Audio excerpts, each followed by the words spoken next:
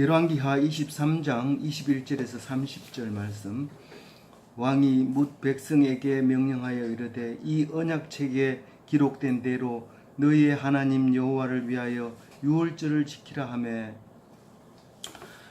오늘 사실상 이 왕으로 나오는 요시야는 이스라엘의 마지막이고 유다의 마지막이고 사실 형식적으로는 사실 마지막 왕이었습니다. 그 뒤에는 뭐 왕구실을 제대로 못한 왕들이 이야기인데, 이 요시야 왕에 대해서 지금 마무리를 짓고자 합니다. 사실은 유월절을 지키라 하매 이 말은 여태까지 안 지켰다 그 말을 하려고 하는 겁니다. 이 유월절을 안 지켰다고 하는 그 얼마만큼 안 지켰느냐, 그 얘기는 22절에 나와 있는 얘기인데, 이스라엘의 사사가 이스라엘을 다스리던 시대 때부터 지금까지 이 말이거든요. 유다 왕 여러 왕 시대, 여러 왕의 시대에 이렇게 유월절을 지킨 일이 없었더니 지금 안 지켰다는 얘기인데, 사사 시대가 시작할 때쯤이 BC 1100년으로 보면 지금 한 600년쯤 됐으니까 한 500년 동안 안 지켰어요. 그럼 언제 지켰어요? 모세가 유월절을 지켜야 된다 하고 법을 만들어 놓고 1440년이니까 한 300년 전에 이제 출애굽을 했죠.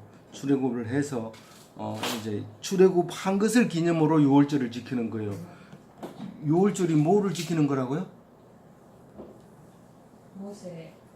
모세를 지키는 게 아니고 이집트에서 나온 것을 지키는 거라고요. 유월절이.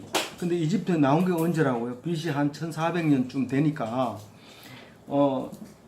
그때부터 시작해서 모세가 유월절을 제정해서 지키게 했는데, 여호수아 때는 했을까요? 안 했을까요? 여호수아까지는 했어요. 이 유월절을 지켰어요. 그런데 사사 시대에 딱 들어오면서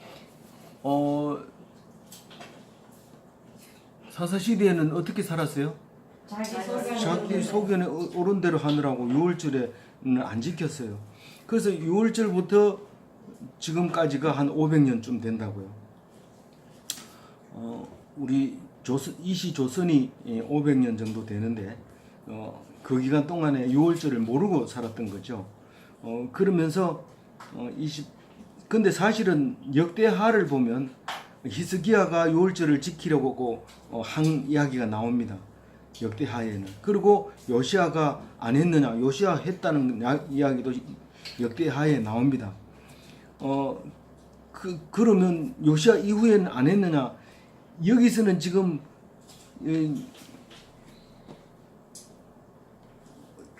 요시야만 지킨 것 같지만 사실은 바벨론에 끌려가서 붙잡혀서 돌아온 에스라도 그 유월절을 지켰다는 사실입니다. 거기 에스라서에 나와 있거든요. 그러니까 그때부터는 유월절을 살려서 지켰는데, 그 유월절을 안 지켜도 괜찮습니까? 괜찮지 않고 지금 망하는 거죠. 괜찮지 않고. 그런데 지켰는데도 망하잖아요. 그러니까 뭘로는 안 돼요? 율법으로는 의롭다함을 인정받을 육체가 없다고요.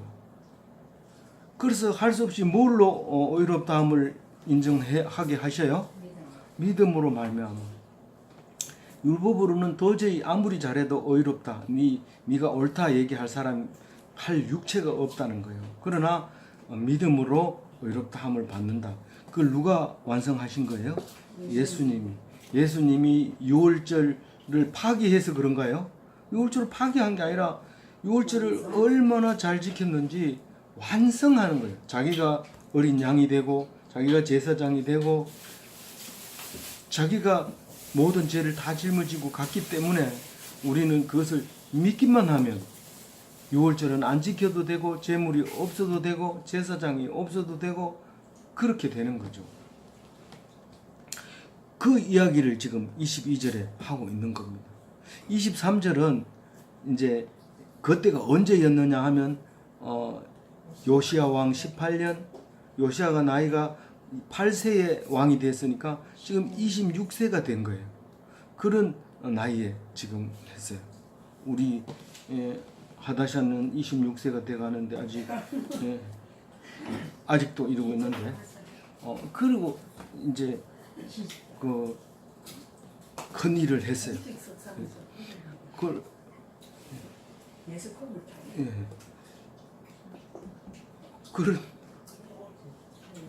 그런데 이걸 갖다가 종교 개혁이라고 그래요. 요시야의 종교 개혁. 지금 그 오늘 읽은 거 말고 어제 읽었는 성경을 보면 너무도 자세하게 우상을 설명을 하고 있어요. 보통은 어지간하면 우상에 대해서 자세하게 설명 안 했는데 어제 묵상했는 걸 보면 그렇게 많은 우상이 있었는지 모를 정도로 성전 안에 어떻게 우상이 있을 수 있었느냐. 왕이 직접 거기다가 우상을 만들어 놓고 아예 큰 제단을 만들어 놓고 다메섹에 가서 보고 와가지고 큰 제단을 만들어 놓고는 거기서 항상 번제를 거기서 드리고 상번제를 거기서 드리고 급할 때만 하나님의 제단에 가가지고 조그마한 데 거기 가가지고 한쪽 구석에 세워놨던 그 제단에서 드리는 거예요. 그 제단은 조그맣는데 왜 거기 가서 드려요? 그것은 법대로 만들었기 때문에 모세의 법대로 만든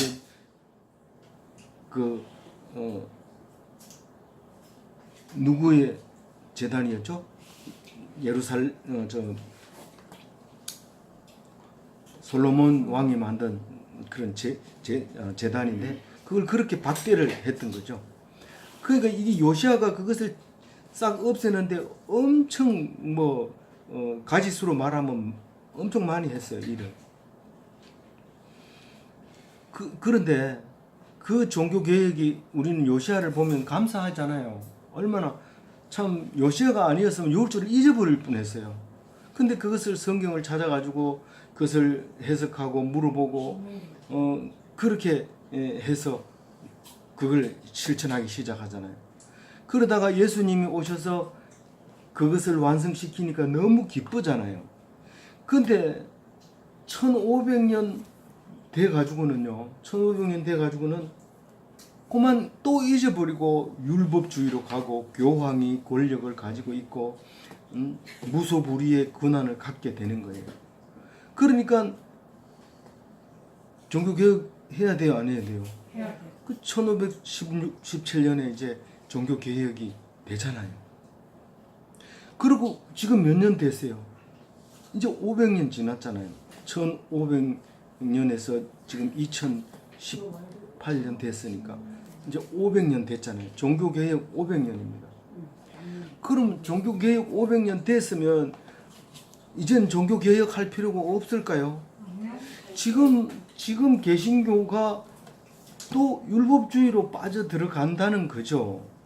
왜냐하면 오래되면 오래될수록 고정되어 있는 법이 하나님의 법보다 더 우선시 될 수밖에 없는 그런 구조이기 때문에 이 종교개혁은 계속 일어나야 되는 거예요.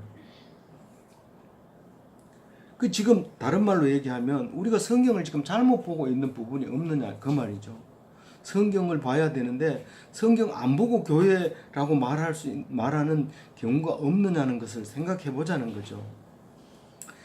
그래서 이제 말씀에 복종해야 된다. 그리고 24절에 얘기합니다. 그 말씀이 뭐라고 했어요? 신신당부하는 말씀이었어요. 알고 있죠? 마음을 다하고 뜻을 다하고. 그게 신명기 말씀인데 물론 지금 우리가 읽고 있는 신명기처럼 이렇게 딱 잘라가지고 신명기, 신신당부 이렇게 써놨는 게 아니라 그게 전부 두루마리로 만들어져서 여러 구석에서 이렇게 복사본이 있을 수 있었는데 그런데 지금은 그것을 다 정리해서 이렇게 만들어 놓은 거니까 분명하고 몇 장 몇 절까지도 나오지만 이때는 그게 아니잖아요. 그래서 그걸 가지고 그 말씀을 종이 쪼가리 하나 들고 목숨을 걸은 거죠. 이 요시아가. 그래서 그 누가 발견했다고요? 힐기야는 누구죠? 제사장. 그 성전 안에서는 제일 대빵이니까 대제사장이니까 좀 목수가 발견해도 힐기야가 발견했다고 그랬지 목수 이름을 거론하지 않죠. 어쨌든 힐기야가 보고 불에 태워버렸으면 안 되잖아요. 그랬는데 그걸 가지고 우리가 말씀을 발견했다. 성경을 발견했다. 얼마나 기쁜지 몰라요. 그 두루마리를 보고 너무 좋아서 다른 왕들은 그것을 다락에 숨겨놔가지고 이렇게 다락이 이렇게 허물어졌는데 그 안에다 집 던져놨는데 그걸 수리하다 발견해가지고 그 다음부터는 이 사람이 아메리카 대륙을 발견한 것보다 더 기뻤던 거예요. 대서특 신문이 지금 없으니까 그렇지 막 너무 좋았던 거예요. 그래서 남아있는 건 유대와 예루살렘밖에 없어요. 예루살렘도 유대인데 그래도 유다와 예루살렘에서 이제 남아있는 사람 다 죽이는데 이게 앞에 했던 얘기하고 같은데 그래도 이게 잘 안 없어지는 것들이 있어요. 지금도 여전히 있는 것들이 있는데 그게 이제 몇 가지 우상이 있어요. 신접자 그 무당하고 비슷한 거 전부 다 신접자죠. 뭐 이상한 소리 하면 벌써 신접자입니다. 뭐 이렇게 하다 보면 뭐 이상한 소리를 하면 그리고 점쟁이 이게 복술가죠. 이게 이렇게 하면 복을 받고 앞으로 당신은 복을 이렇게 하면 받을 거고 뭐 이런 것이 점쟁이죠. 그 다음에 드라빔이 나오는데 이게 드라빔이 안 없어지는 거예요. 왜냐하면 구석구석이 숨겨놨거든요. 다 태우는데 태우는 사람이 하나를 뒤에 감춰서 주머니에 넣어가지고 있는 거예요.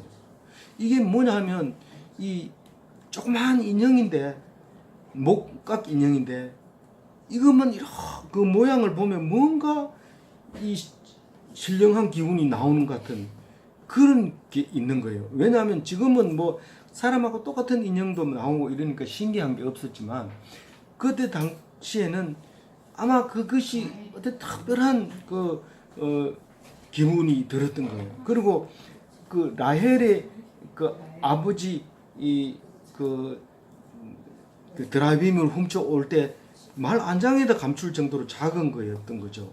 근데 그걸 왜 감추었냐면 그 어떤 학자들의 얘기로는 그것을 가진 자에게 상속권을 주도록 돼 있었대요. 그러니까 그거를 많이 가질 수 있는 게 아니고 한 집에 하나 정도 이렇게 가질 수 있었던 건데 그거를 이제 드라빔이라 했다는 거죠. 이제 기술이 발달하면 더 많이 만들었을 수도 있어요. 근데 실제로 드라빔은 출토된대요. 지금 출토되고 있기 때문에 그 사진에도 나와요. 그런 것들을 아주 싹 없애라. 말씀에 의해서 말씀 복종의 의미로. 그러니까 가만히 숨겨놓으면 저주받는다 그거죠.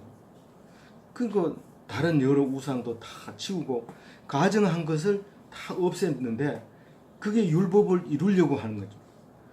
근데 아무리 하나님 율법이 그렇다 하더라도 내가 드라빔 하나 감췄는데 그 율법하고 무슨 관계가 있겠어요? 내가 율법을 지키면 되죠. 근데 드라빔은 우상이 아니라고 생각하면 되죠. 이게 끝없이 자기 용서를 하는 거예요. 이거는 괜찮겠지. 남이 모르니까 괜찮겠지. 하나님이 봐도 괜찮겠지. 그렇게 하는 거예요. 그게 가정한 것인데 그럼 가정한 건지 아닌지 어떻게 알아요? 그 사람은 참 좋아하고 나도 좋던데 이래 버리면 우리는 할 말이 없어요. 여기서 하는 거는 하나님이 싫어하는 것 아니면 하나님보다 더 좋아하는 것 이런 게 이제 가정한 것이죠. 하나님보다 더 좋아하는 게 어디 있어요? 있어요. 많아요. 하나님이 싫어하는 건데 그 하나님이 싫어하는 그것을 좋아하면 그것은 가증한 것이다. 그게 이제 말씀에 의해서 그렇게 된 거죠. 25절엔 요시야를 이제 칭찬하는 말이죠. 전무후무한 요시야의 종교 개혁이었다라고 얘기를 합니다. 그런데 사실은 정조부 히스기야가 정조부죠. 아버지와 할아버지는 므낫세는 그 아주 우상을 많이 만들었잖아요. 그래서 그 우상은 다 없애도 그래도 우상을 섬기는 제사장은 안 죽이더라고요. 안 죽이고 나도 유대에 남아 있는 그 제사장은 안 죽이고 그 대신에 제물을 드리지는 못하고 제물 드리고 나면 고기 먹을 때는 형제들하고 같이 나눠 먹을 수 있도록 허락을 해주고요. 근데 사마리아에 있는 우상 섬기는 사람은 다 죽여버려요. 싹 죽여가지고 그 제단 위에서 태워가지고 훼손시켜버리는 거예요. 그 제단을 더럽혀버린 거예요. 그러면 무서운 마음이 들면 믿음이 부족해요. 무서운 마음을 들 필요 없어요. 왜냐하면 이 시체를 태워가지고 제단 위에다 뿌리면 우상 섬기는 사람은 절대로 거기다가 그 위에 집도 안 짓고 그 위에다가 뭐 아무것도 못해요. 그다음 제사를 드린다는 거는 그건 상상을 못해요. 그 사람을 죽여가지고 거기다 다 가루를 뿌려놨는 그 자리에다가 그거를 그어서 제사를 지내란 말이나 이러면 그건 예수 안 믿는 사람들이 그런 생각을 하는 거예요. 그래서 예수님은 예수 안 믿는 사람들을 보고 너희들은 나갔다 와가지고 손을 반드시 씻어야 되지만 예수님은 아무리 더러워도 손을 대면 다 깨끗해진다고 얘기를 해요. 언제 그런 얘기 했어요? 왜 당신의 제자들은 손도 안 씻고 밥 먹습니까? 그러니까 그 얘기하면서 나병 환자도 전부 손으로 만져서 낫게 하죠. 예수 믿는 사람은 그런 거 겁내면 벌써 이미 어둠의 세력이 잡히는 거예요.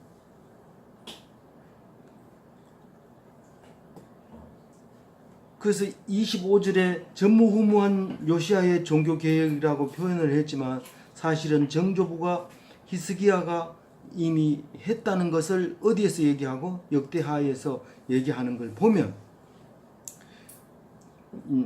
요시야 그 뼈대가 있는 집안이었다는 사실도 알 수 있게 됩니다. 그리고 에스라가 또 그 이후에 요시야를 닮고 싶어서 또 그렇게 했던 겁니다. 내 아들이 신앙을 못 이어받아도 실망하지 마세요. 손자는 신앙을 이어받을 수 있어요. 그리고 그 밑에 안 되면 정손에서도 할 수 있고요. 그냥 시시하게 믿는 게 아니라 아주 우수하게 믿을 수도 있어요. 그러니까 낙심하지 말고 포기하지 말고 내 혼자 믿어가지고 뭐 하겠노 이러지 말고 진짜 하나님 말씀을 꼭 붙잡고 있으면 그 결과와 열매와 상은 언제 주는지 나는 알 수 없으나 반드시 준다는 사실을 굳게 믿으시기를 바랍니다. 진정한 종교개혁은 뭘까요? 제가 잠시 생각을 했는데요. 루트가 1515년에 99개의 반박문을 써서 게시판에 발표한 그거 아닙니다. 그거 닮으라고 하는 게 아닙니다. 사실은 그때 당시에는 죽음을 각오하고 그것을 들춰낸다는 것은 진짜 큰 일이고 대단한 일이고 우리에게는 엄청난 감사한 일이죠. 누군가가 그렇게 하지 않으면 탄생할 수 없는 종교죠. 대단한 거지만 지금은 그것을 흉내내면 안 됩니다. 우리는 남을 정죄하거나 흠을 들춰내거나 질책하는 것이 아니라 내가 해야 돼요. 묵상 조금 했다고 아는 사람 보고 손가락질하고 이렇게 하지 말고 내가 그냥 하는 거예요. 아는 사람들 보고 야단치지 말고 내가 끝까지 할 수 있느냐, 죽을 때까지 할 수 있느냐, 그거를 생각해 봐야 돼요. 요번에 며칠 동안 아프면서 아이고 이거 계속 할 수 있는 게 아니구나 하는 것을 많이 생각을 했어요. 그래도 할 수 있을 때까지 죽을 때까지 하다가 가자 그렇게 마음을 먹으면서 그렇게 해야 되겠다 생각을 했어요. 오직 예수 그리스도의 마음으로 돌아가는 것이 종교개혁이지, 뭐 이제 앞으로 종교개혁이 어떻게 일어나야 되느냐, 그게 아니라 막 천둥이 치고 번개가 일어나고 뭐 이런 것도 아니고, 내가 내 마음속에서 큰 변화가 일어나는 것이 종교개혁이다, 그렇게 생각이 되어졌습니다.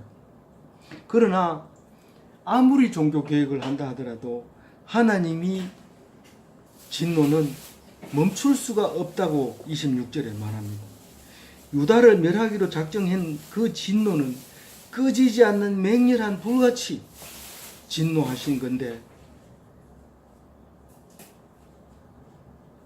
그 이유는 최장기 집권자 할아버지 므낫세가 그 아버지 닮은 아버지 아몬, 그 두 사람이 저질러 놓은 우상 때문에 이 요시야는 아무리 잘한다 하더라도 진노는 꺼지지 않는다. 다만 요시야는 그것 때문에, 한 일 때문에 망하는 걸 보지 않고 죽는다, 그 얘기를 했습니다. 그리고 유다는 멸할 것이다. 북이스라엘이 멸망한 것처럼 그렇게 쫄딱 망할 것이다. 너희들은 자꾸 예루살렘 붙들고 있는데 내가 예루살렘을 영원히 내 이름을 거기 두겠다. 다시 말해서 세상은 없어도 하나님은 없어지지 않으니까 이 예루살렘은 안 없어진다는 뜻이 아니냐. 그리고 예루살렘만 붙들고 있는데 내가 예루살렘을 버리겠다, 그 얘기를 합니다. 언약을 파기한 거죠.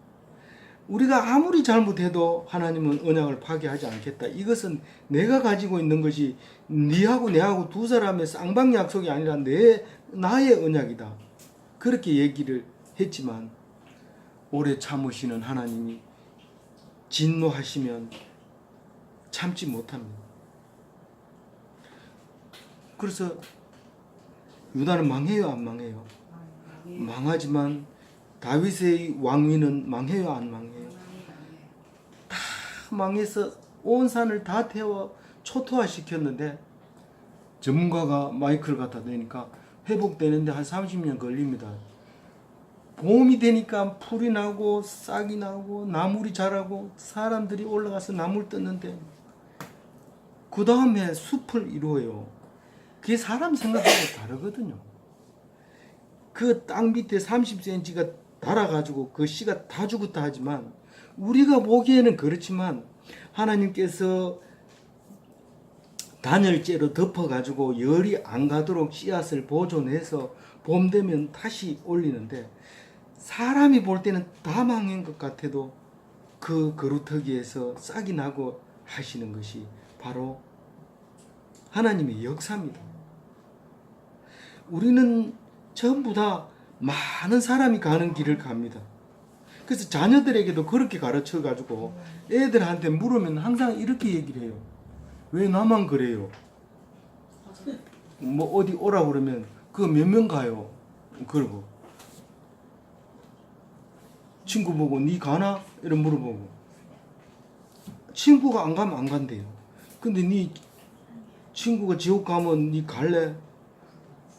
지옥이라도 뭐 친구가 있는 게 낫잖아요. 이렇게 얘기하는 거예요. 우리는 많은 사람이 가는 길은 망하는 길이에요. 근데 혼자 힘들고 서럽고, 언제가 제일 서러워요? 내 편이 하나도 없고 내 혼자 있을 때 제일 서럽잖아요. 그러니까 보통 여자들은 시어머니를 생각하면서, 시어머니가 계셨으면 내 마음 알아줄 텐데, 택도 없는 소리 하지 마세요. 시어머니가 더 야단칩니다. 그런데 유대인들은 하도 서러움을 많이 받아놓으니까 하나님 말고는 위로해 주는 사람이 없었기 때문에 하나님을 꼭 붙잡았는데 살만 하니까 잊어버리는 거예요. 잊어버리는 거예요. 그래서 우리는 자꾸 남을 생각하고 남이 어떻게 잘 사는지 그거 보고, 축구 경기를 해도 막 지면은 막 못 견디죠. 갑자기 라면 2그릇 먹어버리고 이런, 그러면 안 되잖아요. 그럼 자기만 손해지. 뭐 그렇게. 그래서 남도 좀 이기고 좀 이 겸손한 것도 좀 보여주고 정정당당하게 해야 되지. 질까봐 뭐 공도 안 차고 시간만 끌고 이래서는 안 되잖아요. 우리는 그래도 뭔가 좀 십자가 군병같이 이렇게 살아야 되잖아요. 그 28절은 뭐라고 얘기해요? 요시야는 역대 지략이 있다 말은 뭐예요? 세상 업적은 거기에 있다. 생명과 관계없는 건 역대 지략이 두 권으로 써놨다. 이렇게 얘기하고 있는 거예요.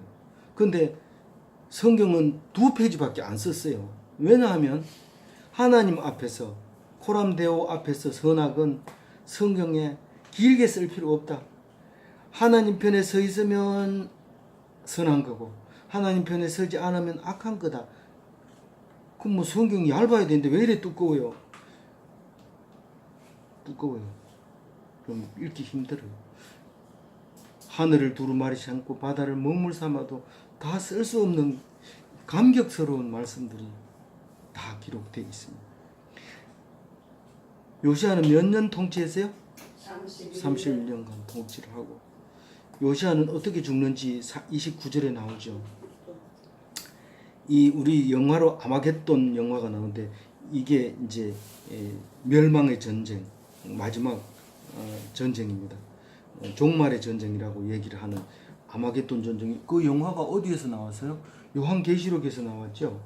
그 요한계시록은 아마겟돈이라는 단어가 딱 한 번 나오는데 왕들이 모여요. 거기에 아무 생각 없이 그냥 모여요. 그 왜 오는지 몰라요. 그냥 있으면 되는데 그 와가지고 다 죽어요. 멸망. 그게 오늘 여기서는 뭐라고 해요? 무슨 전쟁이라고요? 머깃도 전쟁이에요. 머깃도가 예루살렘에서 얼마나 멀까요? 지금 하란 땅하고 지금 전쟁 일어나고 있는 거기 시리아 전쟁 내전 일어나고 있는 그쪽이란 말이에요. 그 하란 땅하고 가깝고 그렇단 말이에요. 그긴 지금이나 그때나 종말 전쟁이 거기서 일어나고. 근데 이 왕이 왜 갔어요? 거기에. 아무 이유도 없이 간 거예요. 이때 당시에는 아수르가 가장 셌고, 이 북이스라엘이 멸망할 때, 이집트는 와서 도와주지도 못했어요. 그렇게 약한 나라인데, 아수르가 이제 뭐, 아버지 죽었다, 아들이 뭐 정치 잡았다, 뭐 이런 소리 들으니까, 이집트에서 벼르고 있다가 한판 붙잡으려고 올라간 거죠. 근데 아수르가 여기서 만나가지고 좀 약해지면서 바벨론이 일어나기 시작한 거죠. 그래가지고 결국은 아수르도 요때만 잠시 싸움 붙었고 나머지는 바벨론에서 지금 통치를 하게 되는 일이 생기잖아요. 그래서 아수르에 올라가가지고 사실 과거 옛날을 생각하면 이집트 왕을 도와줘야 되죠. 근데 이집트 왕 앞에 가가지고 싸우는 것도 아니고 얼찡거리는 거예요. 이 방패를 들고 그 앞에서. 그러니까 죽여버린 거예요. 너무 웃기잖아요. 우리가 죽을 때 그 미국 사람들이 그런 얘기 하잖아요. 미국 사람 죄송합니다. 성경 속에 슬피 울면서 뭐라고 해요? 뒤에서 칼을 빼보지 못하고 죽은 사람처럼 죽었구나 이러고 슬퍼하잖아요. 그 열왕기에도 그 사무엘 상하에도 보면 거기 칼을 빼보지도 못하고 죽었구나. 그리고 원통이 하는데 우리가 정정당당하게 목적을 가지고 싸우다 죽는 것은 그건 괜찮습니다. 그거는 오히려 전쟁터에 나간 사람은 그렇게 죽기를 원하는 거죠. 싸우고 죽는 거죠. 근데 그게 아주 중요했기 때문에 그 두 사람이 싸우다가 죽는 줄 알면서도 싸우는 전쟁들이 많았죠. 그런데 이 사람은 주적이 없는 상태에서 나가가지고 그 앞에서 그냥 이래 얼쩡거리다 그냥 죽어버린 거, 맞아 죽은 거예요. 그러니까 죽으니까 그 멀리서 그 시체를 끌고 와가지고 장례식을 치러줬어요. 치러줬는데 그러니까 왕이 죽었으니까 어떻게 해요? 그 아들을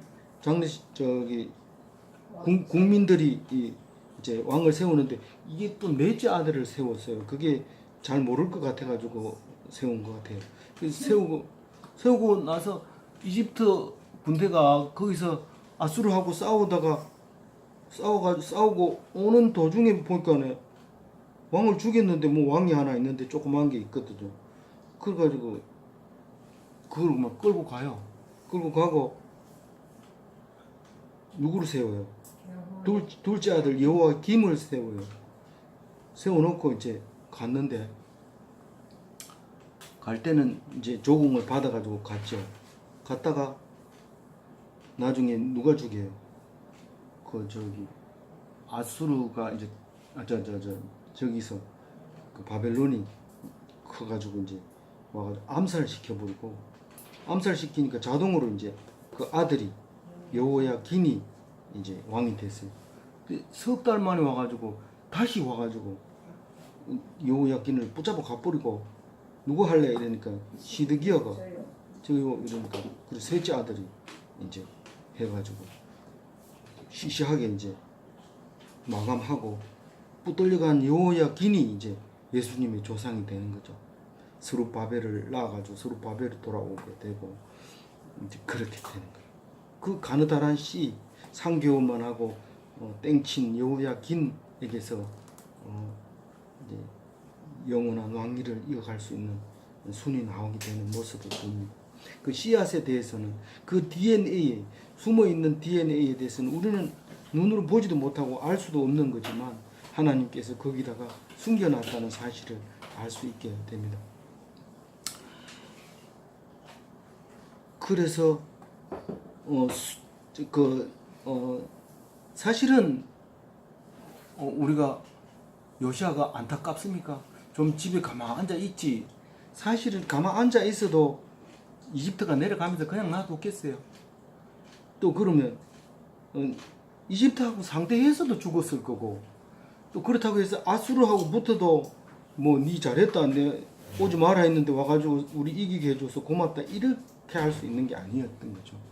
그러니까 하나님이 하겠다고 하면 하는 거예요. 그러나 우리가 하나님의 영을 떠나지 않을 수 있어요. 얼마든지 하나님의 영은 안 떠날 수 있어요. 그런데 그 어둠의 영에 사로잡히면 자기의 행동이 분명하지 않아요. 그래서 끌려가고 흔들리고 이렇게 됩니다. 그래서 행위가 중요한 게 아니라 뭐가 중요하다고요?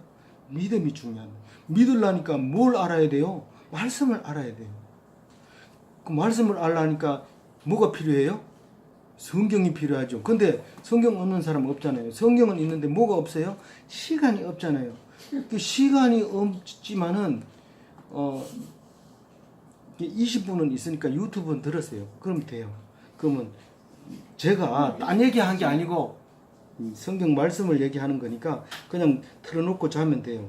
우리 홍 집사님처럼 잠 안 올 때 틀고 이러면 다행히 그렇게 되는 거예요.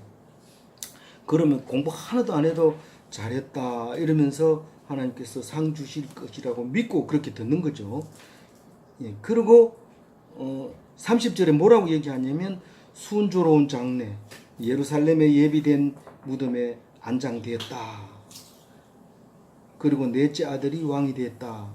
그 사람 이름이 여호아하스다. 3개월 통치하고 죽을 거고 애굽으로 끌려갔었다. 이제 그 얘기를 여기는 안 나왔지만 다른 이제 역대기에 나왔습니다. 성경의 점진성 때문에 역대기는 더 자세하게 생명과 관계 없는 것은 줄이고 생명과 관계 있는 것을 잘 정리해 놓았습니다. 아무쪼록 오늘 말씀을 정리하면서 우리가 그냥 기분 좋아가지고 술이 취해 있으면 어두운 영이 지배를 하게 되어 있습니다. 그러나 성령이 임하면 당연히 어두운 영이 아니지요. 성령이기 때문에. 그래서 우리가 술 먹는 게 나쁜 거다, 좋은 거다 이렇게 얘기하는 게 아니라 어두운 영이 지배할 수 있다 그렇게 생각을 하시고 술 잡수지 마시기 바랍니다. 네. 아멘.